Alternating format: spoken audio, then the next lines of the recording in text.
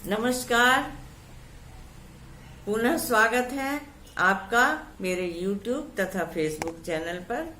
अगस्त 2023 में आपकी राशि के ऊपर में ग्रहों का क्या असर हो रहा है, इसकी जानकारी करते हैं। तो जैसा मैंने आपको कई बार बताया, सबसे पहली राशि होती है मेष, जिसका स्वामी है मंगल। तो वो अभी तो बहुत ही शुभ पंचम चल रहे हैं, संतान के लिए भी और आपके स्वास्थ्य के लिए भी बहुत ही शुभ चल रहे हैं।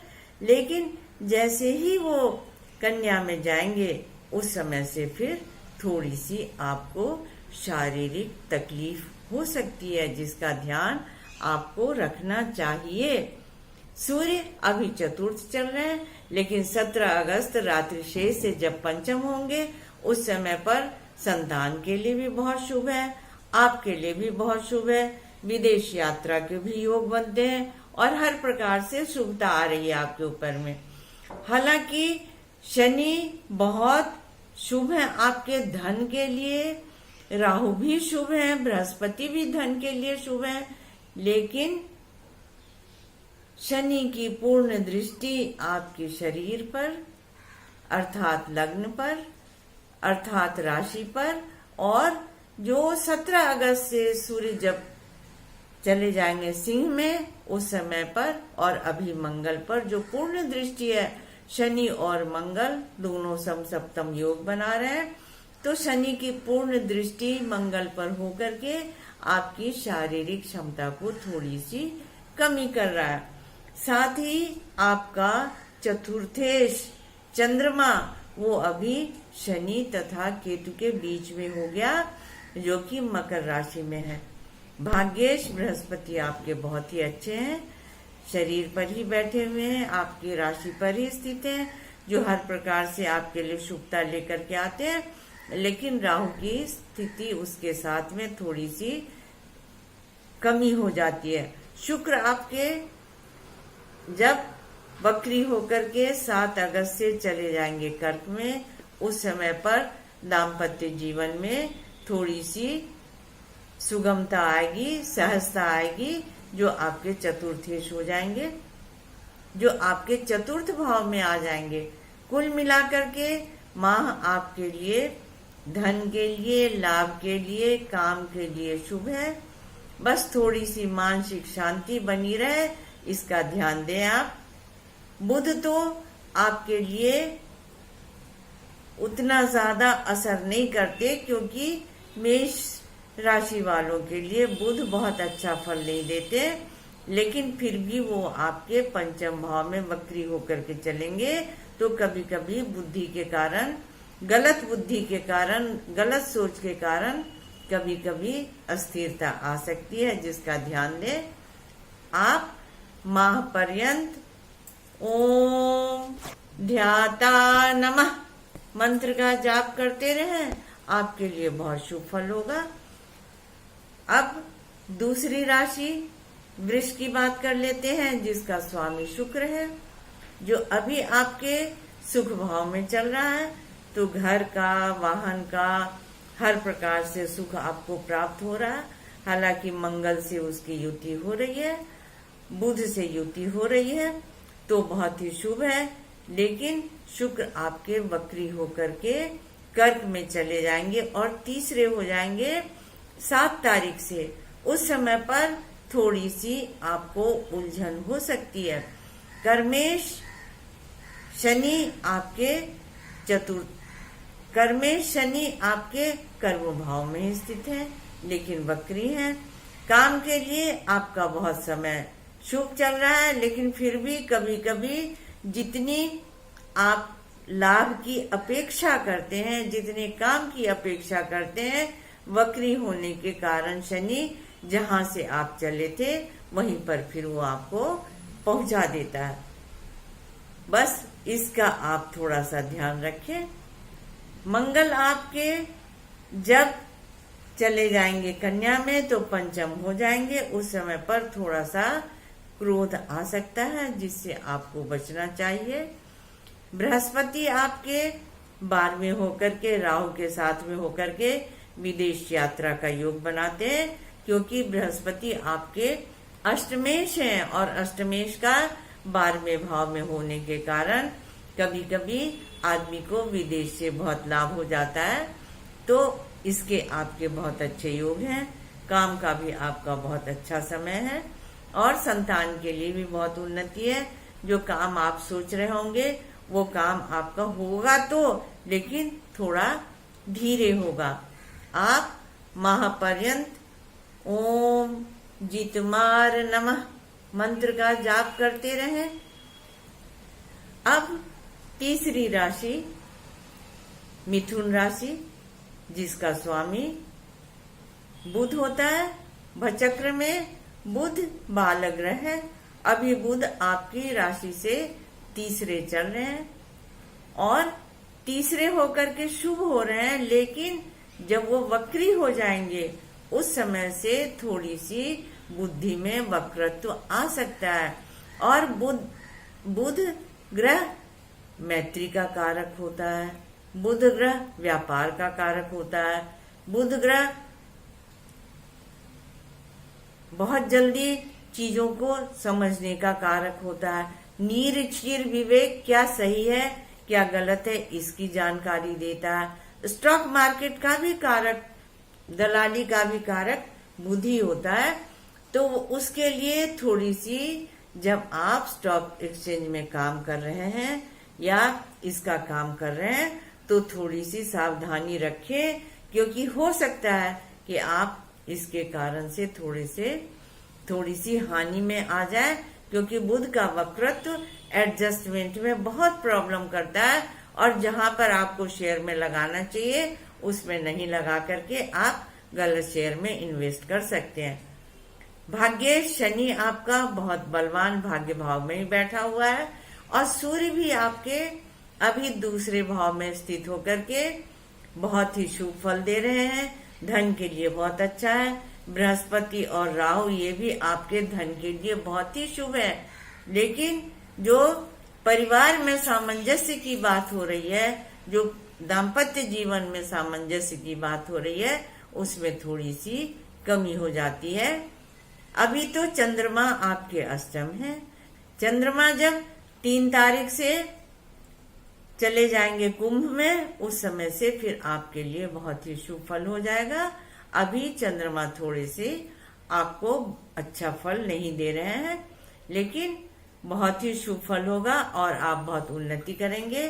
काम के लिए भी आपका बहुत अच्छा समय है। बस थोड़ा सोच समझ करके, और कोई भी बात अगर दिमाग में आए तो एक बार में न करें, 2 बार 3 बार सोच समझ करके काम करेंगे तो आपके लिए बहुत ही शुभ फल होगा। आप महापर्यंत ओम ध्याता नमः मंत्र का जाप करते रहें तो आपके लिए बहुत ही शुभ फल होगा। अब बात करेंगे भचक्र की चौथी राशि कर्क राशि, जिसका स्वामी चंद्रमा होता है। आपको तो पता ही है चंद्रमा की गति बहुत शीघ्र होती है और वो 27 दिन में भचक्र को ऑर्बिट को घूम करके और फिर अपने स्थान पे आ जाते हैं। तो महाप्रवेश के समय पे चंद्रमा बहुत ही शुभ है, आपके सप्तम भाव में स्थित है, जो कि दाम्पत्य जीवन में बहुत ही शुभ फल लेकर के आ रहे हैं। शनि आपके अष्टम हो गए हैं।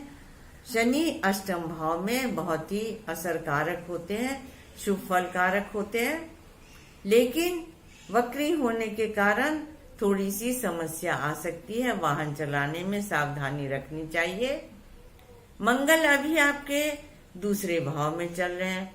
अभी आपके बुध वो भी दूसरे भाव में चल रहे हैं और माह पर्यंत वो आपके दूसरे भाव में ही, जब वक्री हो जाएंगे तो भी दूसरे ही भाव में रहेंगे। और शुक्र आपके 7 तारीख से राशि पर आ जाएंगे। उस समय पर सुखेश होकर के राशि पर आ जाने से हर प्रकार से सुख में वृद्धि होगी। सूर्य 17 तारीख से आपके चले जाएंगे दूसरे भाव में। उस समय से भाग्य में चमत्कार होगा। नहीं, सूर्य 17 तारीख से आपके दूसरे भाव में चले जाएंगे। उस समय लाभ के लिए बहुत ही शुभ फल होगा और हर प्रकार से शुभता आएगी। बृहस्पति आपके अभी भाग्येश होकर के दशम में स्थित तो है, लेकिन राहु की युति के कारण थोड़ी सी कमी हो जाती है। केतु चतुर्थ, पेट संबंधी उदर संबंधी तकलीफ हो सकती है। खास करके माता पिता के स्वास्थ्य का ध्यान अवश्य रखें, उससे आपको बहुत फायदा होगा। आपके माता पिता को भी बहुत फायदा होगा और माता पिता से आपको आशीर्वाद भी बहुत मिलेगा। आप माह पर्यंत ओम ध्येय नमः मंत्र का जाप करते रहें तो आपके लिए बहुत ही शुभ फल होगा। अब पांचवी राशि बात करते हैं सिंह की, जिसके स्वामी सूर्य होते हैं। और मैंने आपको कई बार बताया कि सूर्य पितर के भी कारक होते हैं, आत्मा के भी कारक होते हैं और सूर्य ही जीवन के कारक होते हैं। तो इस माह में 17 तारीख तक सूर्य 12वें चल रहे हैं, जो कि जल से संबंधित किसी न किसी बीमारी को बता रहे हैं। लेकिन 17 तारीख रात्रि शेष से जैसे ही राशि पर सूर्य आएंगे, जो भी समस्याएं हैं आपके हेल्थ से रिलेटेड वो सभी ठीक हो जाएंगी और जल का असर कम होने लगेगा। सूर्य 3 राशियों में निर्बल हो जाते हैं। पहली राशि है वृष, शुक्र जिसका स्वामी है, जल राशि है। फिर कर्क, चंद्रमा जिसका स्वामी है, वो भी जल राशि है। और फिर तुला जिसका स्वामी शुक्र है और तुला में सूर्य तो निर्बल हो ही जाते हैं, लेकिन मेष में उच्च के होते हैं और सिंह में वो स्वराशिस्थ हो जाते हैं, क्योंकि सिंह उनका अपना घर है। आपके अभी राशि पर ही मंगल चल रहे हैं, बहुत शुभ फल दे रहे हैं आपको। और बुध भी राशि पर ही चल रहे हैं, जो माह पर्यंत चलेंगे। शुक्र आपके 12वें हो जाएंगे 7 तारीख से, और जो आपके काम से आपको विदेश भी ले जा सकते हैं। शनि अभी आपके सप्तम ही चल रहे हैं, तो जब सूर्य सिंह में आ जाएंगे उस समय पर जो दाम्पत्य जीवन है उसको बहुत संभालने की जरूरत है, क्योंकि सूर्य और शनि दोनों आमने सामने ही रहेंगे और हो सकता है कि कुछ वाद विवाद आपका बढ़ जाए। बृहस्पति भाग्य भाव में आपके स्थित होकर के हर प्रकार से आपको शुभता दे रहे हैं और शनिवत राहु भी वहां पर स्थित होकर के उसको बढ़ा ही रहे हैं। भाग्य में वृद्धि हो रही है आपके। हर प्रकार से आपका समय 17 तारीख से शुभ आ रहा है। अभी भी धन के लिए किसी प्रकार की कोई कमी नहीं है। धन के लिए बहुत ही अच्छा समय है, काम के लिए भी बहुत अच्छा समय है, क्योंकि शुक्र कर्मेश होकर के आपके राशि पर ही स्थित हो रहे हैं। हर प्रकार से आपका अच्छा समय चल रहा है। आप माह पर्यंत ओम साक्षी नमः मंत्र का जाप करते रहे तो आपके लिए बहुत ही शुभ फल होगा। अब बात करेंगे कन्या राशि की, जिसका भी स्वामी बुध ही है। आपको मैंने कई बार बताया, मिथुन और कन्या ये दोनों ही राशियां बुध के प्रभाव में रहती हैं। तो बुध अभी आपके 12वें चल रहे हैं और फिर वो 21 तारीख से 21 अगस्त से वक्री हो जाएंगे और माह पर्यंत सिंह में ही रहेंगे। बुध आपका कर्मेश भी है, तो जो भी भाग्योदय है वो आपका विदेश से ही है। जो भी कोई काम आपको मिल रहा है विदेश से, आप उसको जरूर ले लें। विदेश से आपको बहुत ही लाभ होगा। शनि भी आपके अभी छठे होकर के और विदेश से काम आपको बता रहे हैं। शनि और मंगल ये दोनों एक दूसरे के आमने सामने हैं, तो अगर कोई आपसे अभी शत्रुता करेगा तो वो खुद ही सफल नहीं हो पाएगा और आपका जब मंगल आपकी राशि पे आएंगे उस समय पर स्वास्थ्य के लिए थोड़ी सी सावधानी की आवश्यकता है, क्योंकि मंगल आपके अष्टमेश है। और जो आपके अभी सुखेश और सप्तमेश हैं बृहस्पति, उनकी राहु से युति चल रही है। तो विवाह का जो भी प्रसंग चल रहा हो उसमें अभी ध्यान नहीं दें, अभी आगे बढ़ाएं उसको, अभी विवाह से संबंधित किसी भी काम को न करें। जब अक्टूबर के अंत में बृहस्पति मुक्त हो जाएंगे राहु से, उसके बाद ही विवाह का प्रसंग जब होगा तब आपको उसमें सफलता मिलेगी। धन के लिए बहुत अच्छा समय है।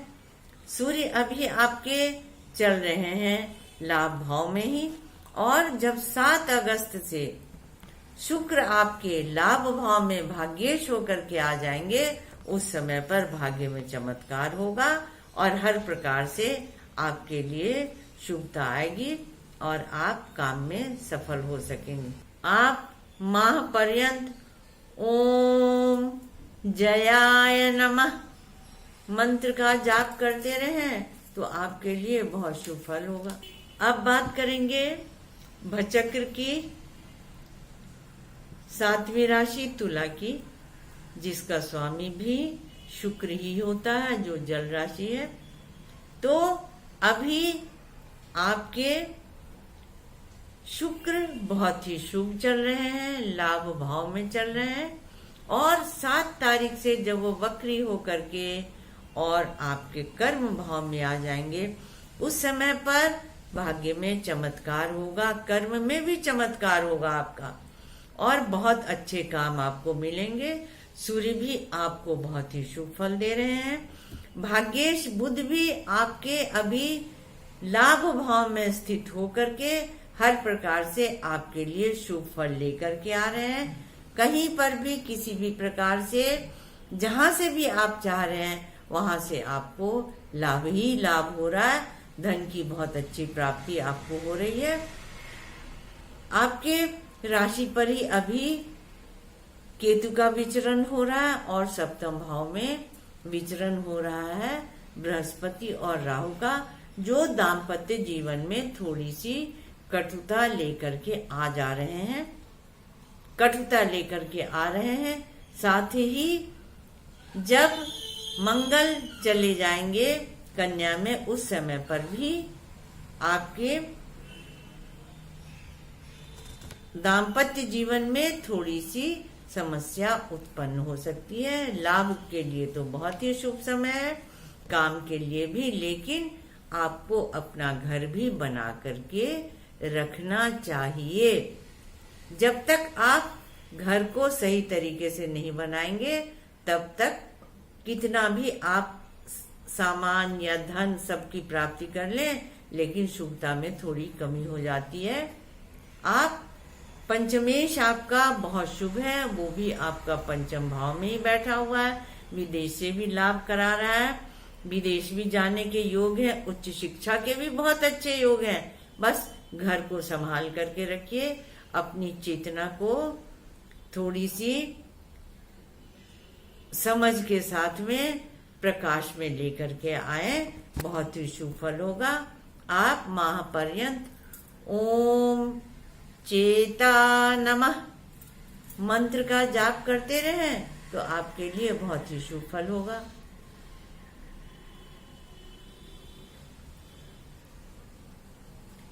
अब बात करेंगे वृश्चिक राशि की, जिसका स्वामी मंगल है।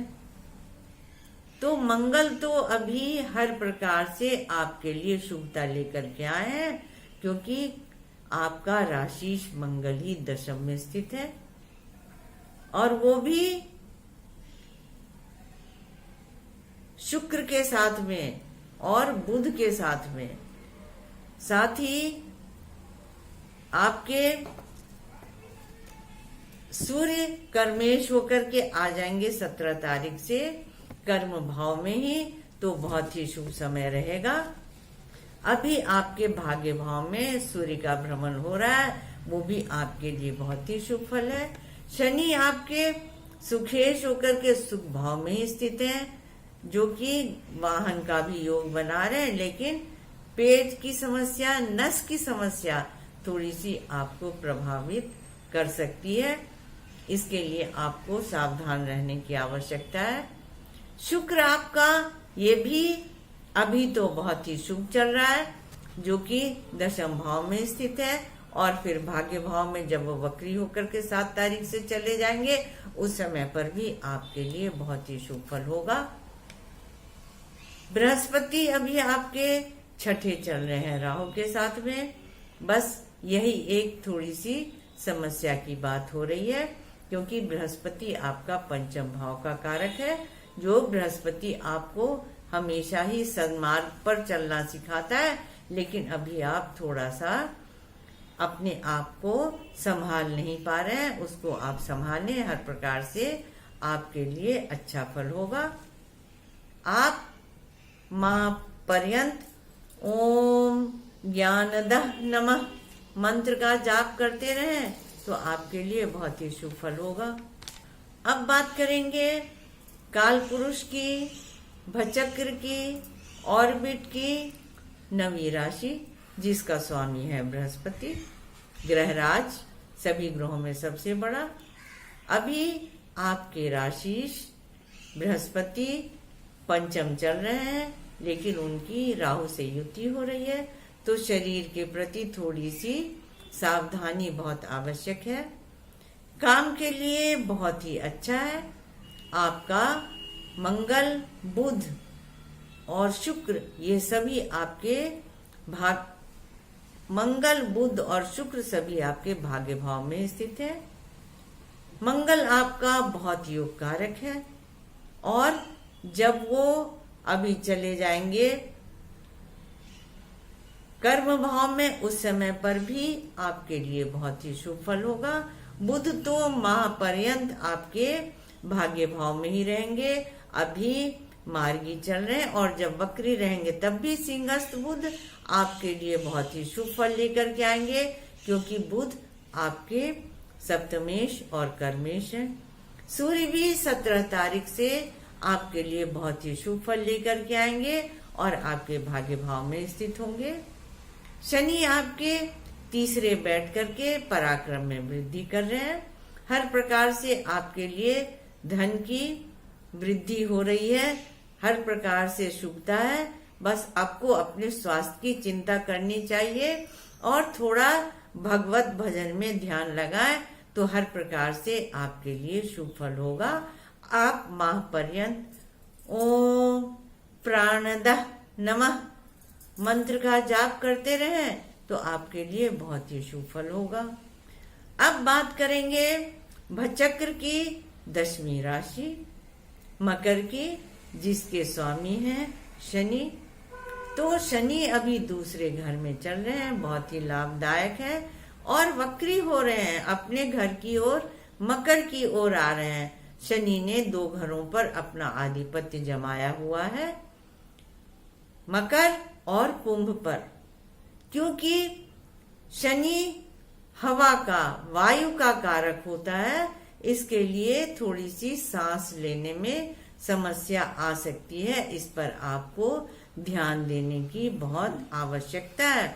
अभी आपके अगस्त प्रवेश के समय पर आपके राशि पर ही चल रहे हैं चंद्रमा, तो दाम्पत्य जीवन में बहुत ही अनुकूलता आ रही है। अभी आपके मंगल, बुध और शुक्र, ये सभी आपके अष्टम चल रहे हैं, इसलिए थोड़ी सी चोट एवं दुर्घटना से बचने का समय है। वाहन चलाने में सावधानी रखें। मंगल जब चले जाएंगे कन्या में, उस समय से बहुत ही शुभता आएगी आपके लिए। साथ ही शुक्र आपके जब पंचमेश होकर के, वक्री होकर के आ जाएंगे कर्क में, तो बहुत ही शुभ फल होगा आपके लिए। दाम्पत्य जीवन के लिए भी बहुत शुभ होगा फल। बस आपके चतुर्थ भाव में जो बृहस्पति और राहु की युति है, वो थोड़ी सी अभी अच्छी नहीं है, इसके लिए आपको ध्यान देने की आवश्यकता है। आप माह पर्यंत ओम प्राणः नमः मंत्र का जाप करते रहें तो आपके लिए बहुत ही शुभ फल होगा। अभी बात करेंगे हम कुंभ राशि की। कुंभ राशि जिसका भी स्वामी शनि ही होता है, जो अभी वक्री चल रहा है, और अभी मंगल, बुध और शुक्र सभी तीनों ग्रह आपके सप्तम भाव में चल रहे हैं, जो कि बहुत ही योग कारक है। और बुध तो आपका बहुत ही योग कारक है, जो आपके माह पर्यंत रहेगा, लेकिन जब वो वक्री होगा उस समय पर सप्तम भाव में होने के कारण भी थोड़ी सी एडजस्टमेंट में आपको प्रॉब्लम हो सकती है, क्योंकि आप मानसिक रूप से थोड़े से चिड़चिड़े हो जाते हैं और रेसिस्टेंस की बहुत कमी आपके अंदर में हो जाती है। आप हर प्रकार से शुभता को लेकर के आना चाहते हैं तो मन में थोड़ी शांति को बना करके रखें। वैसे तो शनि कसौटी का कारक है, आपकी आत्मा ही आपको बता देती है कि क्या गलत हुआ क्या सही हुआ, लेकिन आत्मा की आवाज को नहीं सुन करके आप ऊपर की बातों को सुनने लग जाते हैं, जिससे आप कष्ट में आ जाते हैं। धन की आपके लिए अभी कोई समस्या नहीं है, हर प्रकार से आपके लिए शुभता आएगी और बाहर से भी आपको काम आ सकता है। बृहस्पति और राहु तीसरे आपके बैठे हुए हैं। आप माह पर्यंत ओम पुण्य नमः मंत्र का जाप करते रहें तो आपके लिए हर प्रकार से शुभ फल होगा। अब बात करेंगे काल पुरुष की, भचक्र की, ऑर्बिट की अंतिम राशि मीन की, जिसके भी स्वामी बृहस्पति होते हैं, जो कि सभी ग्रहों में सबसे बड़े ग्रह हैं, जो कि आपको ज्ञान देते रहते हैं कि क्या सही है और क्या गलत है। और मोस्टली जो अच्छे ज्योतिषी होते हैं वो बृहस्पति के प्रभाव में ही होते हैं। तो अभी तो आपके राशि दूसरे भाव में चल रहे हैं राहु के साथ में, जो शरीर की थोड़ी बहुत समस्या को उत्पन्न कर रहे हैं। कहीं न कहीं से कुछ न कुछ आपको बात बनते बनते, सही होते होते फिर भी स्वास्थ्य से आप थोड़े से कमजोर हो जाते हैं। सूर्य अभी आपके पंचम चल रहे हैं, फिर सूर्य आपके छठे हो जाएंगे। उस समय पर बहुत ही शुभ फल होगा। छठे सूर्य बहुत शुभ फल देते हैं और मंगल भी आपके छठे ही चल रहे हैं, बुध भी आपके छठे ही चल रहे हैं। तो आपके जो कर्मेश भी है बृहस्पति, वो बैठे हुए हैं अभी आपके दूसरे भाव में। उसके लिए लाभ के लिए तो बहुत अच्छा समय है, लेकिन काम होते होते कभी कभी आपका काम रुक जाता है। चंद्रमा अभी आपका पंचम भाव का कारक होकर के लाभ में चला गया, तो लाभ के लिए बहुत अच्छा समय।